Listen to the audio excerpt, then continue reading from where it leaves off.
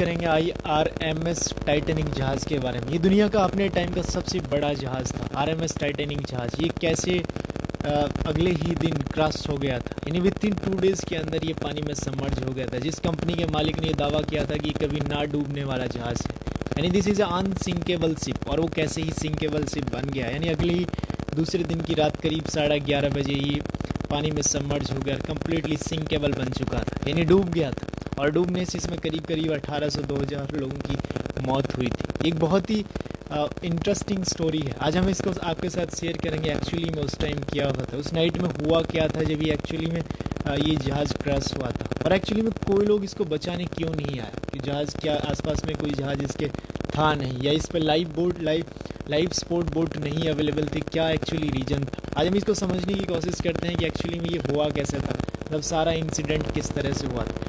RMS Titanic दुनिया का सबसे बड़ा स्टीम पावर जनरेटेड इंजन था। साउथहैम्पटन इंग्लैंड से 10 अप्रैल 1912 को रवाना हुआ था। 4 दिन की यात्रा में 14 अप्रैल 1912 को ये हेमसिम यानी एक ग्लेशियर से टकरा गया था, आइसबर्ग से टकरा गया था, जिनमें करीब 1760 लोग मारे गए थे, और काफ़ी कम लोग यानी कुछ लोग 700 और 800 के आसपास ही जिंदा रहे थे। इसमें 3500 कुछ लोग आ सकते थे, यानी बहुत बड़ा क्रूज़ जहाज़ था टाइटैनिक जहाज़। लेकिन उस टाइम के जो इंजीनियर्स, उस टाइम के जो अनुभवी इंजीनियर्स ने इसका निर्माण किया था, और ये उस टाइम की उन्नत टेक्नोलॉजी से बना हुआ, यानी डेवलप टेक्नोलॉजी से बना हुआ ये एक टाइटैनिक जहाज़ था। लेकिन सारे इंजीनियर्स इस बात को लेके हैरान थे कि आखिर इतना बड़ा टाइटैनिक जहाज़ कैसे क्रैश हो गया, जिसमें सारी मॉडर्न टेक्नोलॉजी से ये लैस था उस टाइम।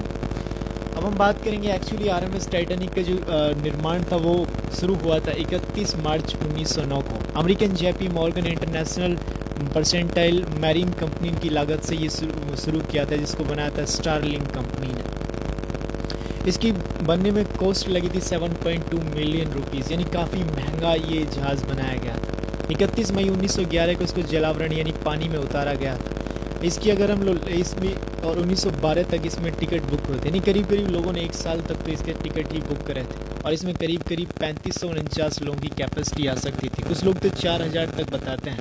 3549 की कैपेसिटी थी, यानी इतने लोगों को एक साथ कैरी कर सकता था। 64 लाइफ बोट्स को लेकर 64 लाइफ सपोर्ट बोट को अपने साथ में लेके जा सकता था। सो दिट इज़ वेरी ह्यूज, बहुत बड़ा जहाज़ था। अगर इसकी लंबाई की बात करें तो 270 मीटर लंबा था, और ये करीब 95 फीट चौड़ा था, और कम से कम इसकी जो ऊंचाई थी वो 18 मीटर के आसपास से भी ज़्यादा बताते, यानी 20-25 मीटर थी, यानी करीब 65-70 फीट ऊंचा था ये जहाज़। और इसमें 4 स्टीम पावर जनरेटेड इंजन्स लगे हुए थे। ये कनेक्टेड थे पियर्सन टर्बाइन से, जो प्रोपेलर शाफ्ट को घुमाता था और पावर जनरेट करता था। यानी अब हम देखते हैं कि एक ही स्टीम पावर जो इंजन्स होता है वो कितनी बड़ी रील को चला सकता है, और जब 4 इंजन एक साथ कनेक्ट हो जाएंगे तो कितनी अमाउंट ऑफ पावर, यानी कितने पावर इसमें होगी। करीब 52,000 टन को वाटर के ऊपर से कैरी करने की कैपेसिटी थी इस जहाज़ की, यानी बहुत ही बड़ा जहाज़ था। कई सारे फनल्स लगे हुए थे नीचे, हुल से लेके इसका जो डेक तक की ऊंचाई तो 65 फीट ही थी, और इसके अलावा एक ताकतवर इंजन्स था। इसकी स्पीड करीब बताई जाती है कि 24 नॉट के आसपास थी, यानी अगर इसकी स्पीड 24 नॉट को अगर किलोमीटर प्रति घंटा में बदलें तो कम से कम 40 या 43 किलोमीटर प्रति घंटा की स्पीड बनती है, जो उस टाइम के जहाज़, किसी भी जहाज़ से सबसे ज़्यादा इसकी स्पीड उस टाइम के जहाज़ में हुआ करती थी। अब बात करते हैं कि क्योंकि एक लग्जरीज क्रूज़ था, काफ़ी महंगा बना हुआ क्रूज़ था, 7.2 मिलियन रुपीज़ में बनाया गया था, यानी अगर आज की कॉस्ट में देखें तो ये करीब 400 मिलियन डॉलर पड़ता है। सो एक लग्जरीज क्रूज़ था अपने टाइम के। इस पे जो अपने टाइम के जो रईस लोग होते थे, बिजनेसमैन्स थे उस टाइम के, जो जिन पे बहुत ज़्यादा पैसा था, वही लोग इसका टिकट खरीद पाए थे, क्योंकि इसके टिकट की कॉस्ट काफ़ी महंगी थी। इसका टिकट को करीब $4500 के आसपास में रखा था, जो आज के $95,000 से भी अधिक होता है, यानी $1 लाख से के आसपास में आज की कॉस्ट इसकी होती है। तो काफ़ी महंगा इसके जो टिकट रखा गया था। तो इसमें वो सारी इस पे फैसिलिटीज़ भी बहुत अच्छी रखी गई थी, यानी वो सारी फैसिलिटीज़ अवेलेबल थी जो किसी भी आदमी को चाहिए होती है, किसी भी मिलियनेयर और बिजनेसमैन को चाहिए होती है किसी भी शिप के ऊपर। तो इसके अगर हम लोग बात करते, इसमें एक इलेक्ट्रॉनिक स्नान गृह था, एक कैफ़े इस पे था, और इस पे एक लाइब्रेरी थी, कई सारी लाइब्रेरीज थी और इस पे जिम्स अवेलेबल थे, स्विमिंग पूल्स थे, टेनिस कोर्ट्स इस पे अवेलेबल थे टेनिस खेलने के लिए। महंगे से महंगे फर्नीचर्स और अन्य सजावट के सामान इस पे थे। इसमें सबसे महंगा एक पार्सन कैफ़े था। अपने टाइम का ये कहते हैं बहुत ही महंगा रेस्टोरेंट हुआ करता था पार्सन कैफ़े। आज भी हम देखते हैं पार्सन कैफ़े बहुत सारे रेस्टोरेंट्स में होता है, लेकिन ये उस टाइम को बहुत ज़्यादा महंगा ब्रांड हुआ करता था। इसमें टर्किश स्नान गृह भी अवेलेबल था, व्यायामशाला तो थी और स्कर्ट वगैरह भी थी। इसमें 3-4 बार्बर्स की दुकान भी थी, यानी वो सारी चीज़ों से लेस था जो होने चाहिए। और महंगे से महंगे इसको डिजाइन किया गया था और लाइट्स महंगे से महंगे थे। रोशनी और लाइट देने के लिए शक्तिशाली 1500 वाट को मार्कोनो रेडियो से बिजली पहुंचाते थे, जिसकी मदद से अलग अलग पाली में काम कर रहे ऑपरेटर यात्रियों को संदेश का प्रसारण और अन्य जहाज़ों से निरंतर संपर्क रख पाते थे। प्रथम श्रेणी के यात्रियों को ऐसी सुविधाएं के लिए एक भारी शुल्क का भुगतान करा था, जो करीब 4800 के आसपास था, जो मैंने बताया आज के 1 लाख की कॉस्ट के बराबर है, यानी बहुत ही ह्यूज महंगा था। तो ये इसके डिज़ाइन था, और डिज़ाइन में सबसे इंटरेस्टिंग बात ये भी थी कि इसको डबल मैन्युफैक्चर्ड किया था। इसका हुल जो था उसको डबल बनाया गया था, यानी कि अगर एक इसका स्ट्रक्चर नीचे से कोई भी इस पर क्रीप हो जाएगा, कोई भी क्रैम्प या कोई भी कुछ अगर इसमें टूट जाएगा तो उसका सेकंड तक पानी नहीं पहुंच पाएगा। इसमें 16 कंपार्टमेंट थे दोस्तों, काफ़ी ह्यूज अमाउंट ऑफ, ये उस टाइम का एक बहुत ही लग्जरीज क्रूज था। लेकिन आज समझने की बात करते हैं कि क्यों आखिर ये किस तरह से क्रैश हो गया था और कैसे इसमें जो इतने सारे लोगों की जान गई थी। ये एक बहुत ही बड़ा रहस्य है। आज हम इसको समझने की कोशिश करते हैं कि इतना बड़ा जहाज़ कैसे हो गया था। लेकिन सबसे बड़ी बात ये है कि अब हम इसको अगर समझाएं आपको, तो ये जहाज़ ने जो इसकी अपनी जो पहली जो इसने बोर्डिंग करी थी वो साउथहैम्पटन इंग्लैंड से अपनी यात्रा शुरू करी थी। करीब 10 अप्रैल 1912 को रवाना हुआ था। 10 अप्रैल 1912 साउथहैम्पटन इंग्लैंड से चला था, और ये 12 अप्रैल 1912 की रात 11:30 बजे क्रैश हो गया था। और इसमें बहुत सारे नंबर ऑफ लोग मारे गए थे, यानी लोग बताते हैं करीब 1800 लोग की जान गई थी इस जहाज़ के ऊपर, और 760 लोग जिंदा बचे थे, और इसमें 2 कुत्ते भी जिंदा बचे थे। काफ़ी नंबर ऑफ पीपल्स मरे थे। लेकिन इस सबसे पीछे वजह ये थी कि ये इसकी स्पीड्स काफ़ी तेज़ थी। जो इसके मालिक थे ब्रूस ली, इसमें उसने ये बात कही थी एडवर्ड स्मिथ जो इसको लीड कर रहे थे, जो इसका कप्तान था जिसको चला रहा था, तो एडवर्ड स्मिथ को बोला था कि इसकी वो स्पीड ज़्यादा तेज़ रखे। और ये सबसे बड़ा इसके रीजन्स यही बताया जाता है कि जब ये टकराया था तो इसकी स्पीड काफ़ी ज़्यादा थी। हालांकि 1 मिनट पहले जिसके ऊपर लोग बैठे हुए थे, जिसके ऑफिसर्स ऊपर इसको निगरानी में रखे हुए थे कि भी चीज़ आगे से नहीं आई, उन्होंने 1 मिनट पहले इनको सचेत तो किया था कि आगे से आइसबर्ग आ गया, लेकिन तब तक स्पीड ज़्यादा तेज़ होने के बाद रुक नहीं पाया था।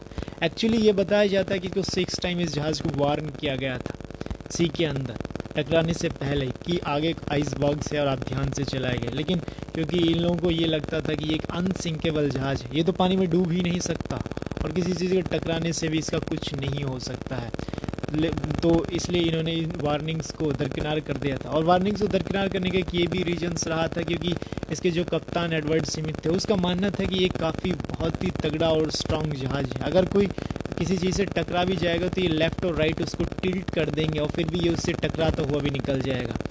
लेकिन ये बताया जाता है कि जिस आइसबर्ग से ये टकराया था वो करीब 10,000 साल पहले ग्रीनलैंड से अलग टकरा के अलग हुई थी, और इसमें एक छेंड हो गया था। करीब 11:40 से ये डूबना शुरू हुआ था, और 2:20 पे ये पानी में कंप्लीट सबमर्ज हो गया था। जिस पानी में सबमर्ज हुआ था उस पानी का टेम्परेचर -2 डिग्री सेल्सियस था। अब डॉक्टर्स और एक्सपर्ट ये मानते हैं कि अगर टेम्परेचर -2 डिग्री सेल्सियस हो तो आदमी 20 मिनट से ज़्यादा जिंदा नहीं रह सकता पानी के अंदर। तो ये इसका सबसे बड़ा रीजन था, और इतने लोग इस पे जहाज़ में मारे गए थे। अब क्वेश्चन ये आता है कि क्या इसके आसपास में इन्होंने कोई रडार्स उस टाइम फैसिलिटी अवेलेबल थी, क्या कोई सिग्नल नहीं दिया था, क्या कोई ऐसा इंडिकेशन नहीं था कोई इमरजेंसी का कि यहाँ पर आसपास की जो शिप या जहाज़ इनकी आगे कोई हेल्प कर सके। तो आपको बता दूं कि इसके आसपास में 2-3 जहाज़ थे, जिनमें एक नाम आता है कैपिथीरिया नाम का जहाज़ था, और इसके आसपास में एक और जहाज़ था, वो है कैलिफोर्नियन शिप। कैलिफोर्नियन और कैपिथीरिया, कैलिफोर्नियन इसके सबसे नज़दीक जहाज़ था जो 19 माइल्स अवे था, यानी करीब 50 किलोमीटर के से भी कम की रेंज, यानी 40 किलोमीटर के आसपास में वो जहाज़ इसके पास में था। और दूसरा जहाज़ था कैपिथीरिया नाम का जहाज़ था जो 100 किलोमीटर के आसपास में, यानी मोर देन 100 किलोमीटर के आसपास में वो जहाज़ था। यानी अभी दो दो और एक और जहाज़ इसके आसपास में था। अब ये जो जहाज़ जो हम देख रहे थे, ये इन्होंने इंडिकेशंस इसको मिले नहीं। जैसे ही ये जहाज़ टकराया था, इसके ऑफिसर्स जो सबसे ऊपर थे, उन्होंने 11:39 पे जाके एडवर्ड स्मिथ को वार्न किया था कि वो इसको रोके, लेकिन तब तक वो रोक पाता तो लेट हो गया था और उसे टकरा चुका था। उसके बाद जो इस पर और अन्य जो ऑफिसर्स मौजूद थे, उन्होंने लगातार सिग्नल्स दिए थे इमरजेंसी के कि कोई उनकी आगे हेल्प कर सके, लेकिन इनका किसी से कॉन्टेक्ट नहीं हुआ था। काफ़ी टाइम बीत गया था और करीब करीब 12 बजे के आसपास में ये कैपेथेरिया नाम का जो जहाज़ था उससे कांटेक्ट हो पाया, जो को करीब करीब उस टाइम 100 किलोमीटर के आसपास के डिस्टेंस में था।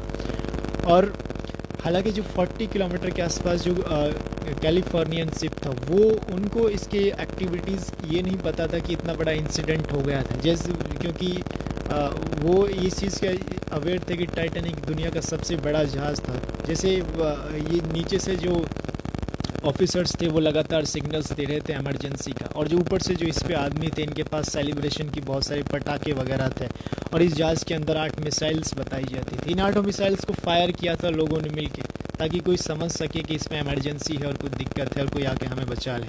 लेकिन एक्चुअली में जो ये कैलिफोर्नियन शिप था जो 19 माइल्स अवे था, ये एक्चुअली समझ रहे थे कि ये जो जहाज़ है, यानी ये जो टाइटैनिक जहाज़ पे लोग सवार हैं और ये अपनी लाइफ का एंजॉय कर रहे हैं, ये एक्चुअली सेलिब्रेशंस कर रहे हैं पटाखे और मिसाइल्स चला के, इसलिए उन्होंने इसको दरकिनार कर दिया और इनकी तरफ ध्यान ही नहीं दिया।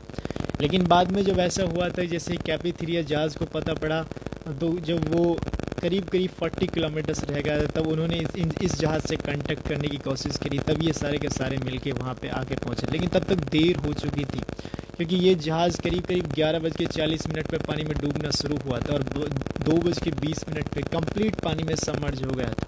यानी विद इन 2.2 आवर के अंदर पानी में डूब गया था, जिसका मालिक ने दावा किया था कि ये जहाज़ कभी पानी में डूब ही नहीं सकता। वो एक्चुअली में 2-2.5 घंटे से ज़्यादा नहीं टिक पाया और पानी में डूब गया, और इस पर 1700-1800 लोग मारे गए थे और करीब 800 लोग ही जिंदा बचे थे, और इसमें 2 कुत्ते भी जिंदा रहे थे। लेकिन बड़ी चीज़ ये थे कि आखिर क्यों इनके पास कोई ऐसे इमरजेंसी इक्विपमेंट नहीं थे, लाइफ बोट्स क्यों नहीं थी उस टाइम जब इतना बड़ा जहाज़ था।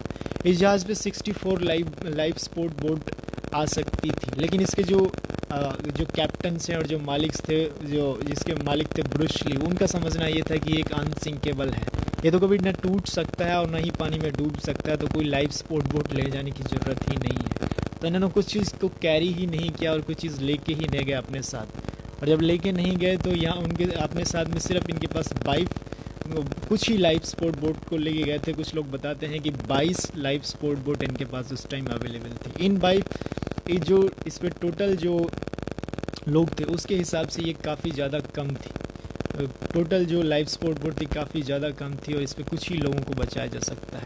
एक स्टडी के अनुसार ये माना गया है कि जो फर्स्ट क्लास का जिन लोगों के पास टिकट था उनको ज़्यादा सेव किया गया था, और 55% जो सेकंड क्लास के लोग थे वो इस पे मारे गए थे, और इसमें ज़्यादातर लोग बचने वाले बच्चे और लेडीज़ थी, क्योंकि आदमी इस पर खड़े रहे। उन्होंने सोचा कि पहले बच्चे और लेडीज़ को बचाया जाए, और आदमी इस पर खड़े रहे थे और वो इस पर मर गए थे। यानी बताया जाता है कि काफ़ी नंबर ऑफ लोग इसमें मरे थे, तो ये इसका सबसे बड़ा रीजन्स था मरने का। यानी इससे ये एक स्टोरी ये निकल के आती है कि अगर किसी आदमी को इतना कॉन्फिडेंस नहीं होना चाहिए कि लाइफ में कब क्या हो जाए, वी डोंट नो। हमें रियली ये नहीं पता कि व्हाट हैपन नेक्स्ट, कल क्या होगा या आने वाले क्षण में क्या होगा। यानी हमें किसी चीज़ पे इतना ज़्यादा घमंड और गुमान नहीं करना चाहिए। इसके जो ये लोग मानते थे कि एक बहुत मॉडर्न मैन्युफैक्चरिंग टेक्नोलॉजी से बना हुआ जहाज़ है, ये तो कभी डूब ही नहीं सकता।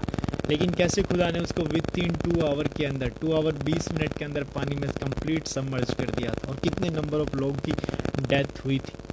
तो इसलिए कहीं भी कोई भी आदमी को इतना कॉन्फिडेंस में बातें नहीं करनी चाहिए। तो अगर आपको ये वीडियो अच्छी लगी हो तो प्लीज़ हमारे वीडियो को लाइक करें और चैनल को सब्सक्राइब करें। Thanks for watching video, thank you.